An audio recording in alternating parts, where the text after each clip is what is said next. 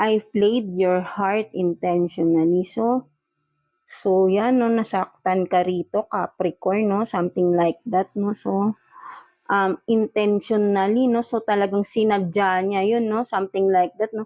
Parang sabihin pa nga natin, planado niya, no. So, yeah, but then kasi intentionally, kumbaga ay, kasi laging sinasabi kapag ka nagkakamali, sabihin mistake, no. But then, syempre, choice niya yun. So, intention niya talagang manloko, no, something like that. So, what else?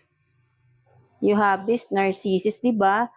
Yan, no, Capricorn, no. So, meron ditong narcissist, no, backstabber, manipulator. So, medyo mabigat to. I know what is a narcissist, no. And then what else?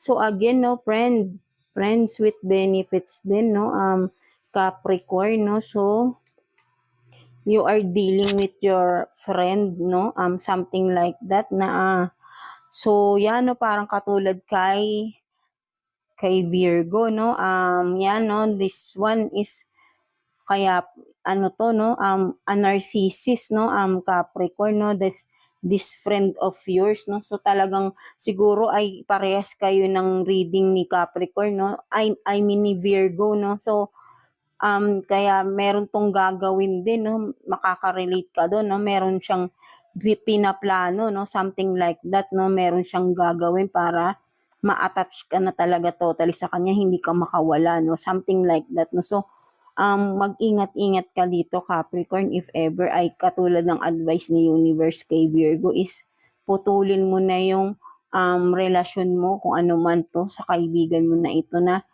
hindi pala siya mabuti para sa iyo, no. So, I don't know bakit kayo nag-start with this, no. So, akala mo siguro na okay ito, but then yun nga, no,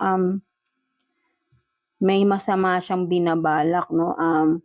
Gusto kanyang kontrolin, no, something like that, no. So, narcissist tong tao na ito, kaya mag-ingat ka, Capricorn, no. So, tignan pa natin, no, additional message for you sa sitwasyon ninyo ng tao na ito, no, mga Capricorn. So, tingnan natin. And again, pwedeng magkabaliktad-baliktad ang ating mga energy, no. Pwede rin, Capricorn, ikaw din to, no, something like that, no. So, kuha tayo ng 3 cards for you, mga Capricorn natin. 3 cards. So, what else? Chubby. So, tingnan natin. Teenager, no? So, I think, Capricorn, hindi naman siguro